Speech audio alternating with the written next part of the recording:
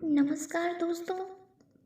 स्वामी विवेकानंद ने 24 जनवरी 1894 को अपने मद्रासी शिष्यों के नाम शिकागो से एक पत्र में लिखा था, जीवन में मेरी सर्वोच्च अभिलाषा यही है कि एक ऐसा चक्र परिवर्तन कर दूं जो उच्च एवं श्रेष्ठ विचारों को सबके द्वार द्वार पहुंचा दे और फिर स्त्री पुरुष अपने भाग्य का निर्माण स्वयं कर लें।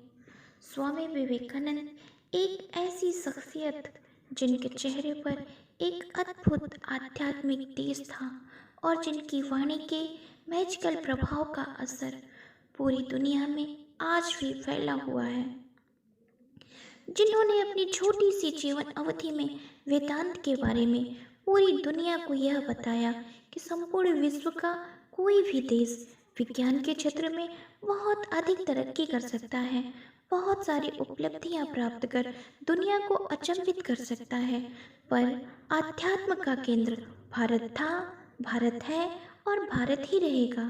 स्वामी विवेकानंद का जीवन अपने आप में ही उपनिषद, वेद और पुराण है। किसी व्यक्ति ने स्वामी विवेकानंद से पूछा, स्वामी जी, आपको डर नहीं लगता? उन्होंने मुस्कुराते हुए जवाब दिया कि जो सन्यासी 0 से 5 डिग्री नीचे के टेम्परेचर पर ध्यान करता हो, जो नंगे पैर, खाली जेब और दिनों दिन भूखे प्यासे रहकर भटकते हुए पूरे विश्व का भ्रमण कर आए और वेदांत का ज्ञान पूरी दुनिया में फैलाए, उसे कैसा डर। दोस्तों, फुल पोटेंशियल को प्राप्त करने में जो सबसे बड़ी बाधा है वह डर है। ऐसा एक रिसर्च कहता है, जिस दिन हम डर से जीत जाते हैं उसी दिन से हमारे जीवन की नई शुरुआत होती है।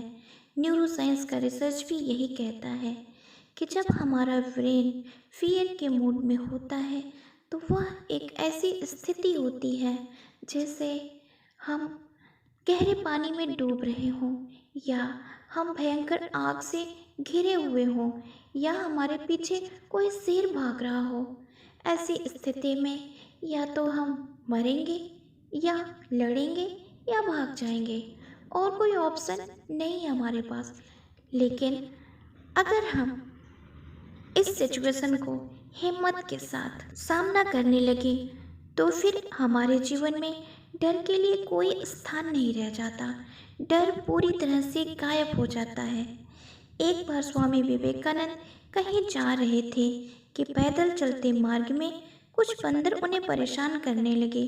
उन्हें डर लग रहा था कि बंदर उनको काट लेगा। वह अपने बचाव के लिए जल्दी जल्दी भागने लगे। उसके बाद और भी अधिक संख्या में बंदर उनका पीछा करने लगे, उन्हें परेशान करने लगे। यह सब वहाँ खड़ा एक व्यक्ति देख रहा था। उसने कहा, स्वामी जी, आप जितना अधिक बंदरों से डरेंगे, भागेंगे, ये उतना ही अधिक आपको परेशान करेंगे। आप इनसे डरिए नहीं, इनका सामना कीजिए। फिर क्या, इतना कहना था कि स्वामी जी हिम्मत के साथ खड़े हो गए और बंदरों की आंखों में आंखें डाल के उन्होंने सामना करना शुरू किया। सारे बंदर पीछे हट गए। ठीक उसी तरह हमारे जीवन की समस्याएं हैं। हम जितना इनसे डर कर भागते रहेंगे, ये उतना ही हमें परेशान करती रहेंगी। और जब हम डट कर इन सारी समस्याओं का एवं डर का सामना करना शुरू कर देंगे, वैसे ही सारी समस्याएं समाप्त होने लगेंगी। वास्तव में दोस्तों, जिस दिन हम डर को डराना शुरू कर देते हैं, उस दिन डर हमसे डर कर भाग जाता है। दूसरी बात स्वामी विवेकानंद में ये थी कि वो अपने भारत देश के प्रति अनन्य प्रेम की भावना रखते थे। यह बात 1898 की है। उन्हीं दिनों कुछ विद्यार्थी उनके पास गए और उन्होंने स्वामी जी से कहा कि हमें गीता की शिक्षा दीजिए। स्वामी जी बोले, जाओ मैदान में जाकर फुटबॉल खेलो। गीता पढ़ने की अपेक्षा फुटबॉल खेलने से स्वर्ग शीघ्र मिलेगा। देश को लोहे के पुट्ठे और फौलाद के स्नायु वाले युवक चाहिए। ये शब्द कोई धर्म प्रचारक सन्यासी नहीं, एक राष्ट्र नेता ही कह सकता है। एक बार स्वामी जी अपने गुरु भाइयों के साथ वार्तालाप कर रहे थे। उसी समय उनके एक सन्यासी गुरु भाई ने सहसा प्रश्न किया कि वे रामकृष्ण का प्रचार क्यों नहीं कर रहे हैं। श्री रामकृष्ण की शिक्षा के साथ उनके द्वारा प्रचारित आदर्शों का सामंजस्य कहाँ है। एकांत भक्ति के साथ अनन्यचित होकर साधना भजन की सहायता से केवल ईश्वर की उपलब्धि की चेष्टा करना ही रामकृष्ण देव का आदर्श था। यही उनकी इच्छा थी, यही उनकी अभिलाषा। इस पर स्वामी जी मुस्कुराते रहे। पर जब गुरु भाई ने यह कहा कि लोगों के हित के उद्देश्य से मठ, मिशन, वेदांत समिति, सेवाश्रम आदि की स्थापना करने का संकल्प आप कर रहे हैं, स्वदेश प्रेम के बीच में मानव सेवा के व्रत का जो प्रचार आप कर रहे हैं, वह सब पाश्चात्य आदर्श जैसा लग रहा है, पाश्चात्य सभ्यता जैसा लग रहा है। तो इस बात पर वह गरज कर बोले, क्या तुम मुझसे अधिक श्री रामकृष्ण को समझते हो? मेरे से अधिक नहीं समझ सकते तुम उन्हें। छोड़ो इन बातों को। शास्त्र क्या कह रहे हैं, क्या नहीं कह रहे हैं, यह कौन सुनता है। यदि मैं घोर तमोगुण में डूबे हुए अपने देशवासियों को कर्म योग के द्वारा अनुप्राणित कर वास्तविक मनुष्य के रूप में अपने पैरों पर खड़ा कर देने में समर्थ हूँ, तो मैं आनंद के साथ लाख बार नरक जाने को तैयार हूँ। ऐसे विचार थे स्वामी विवेकानंद के। वह अपने देश के प्रति और अपने देशवासियों के प्रति अनन्य प्रेम की भावना रखते थे।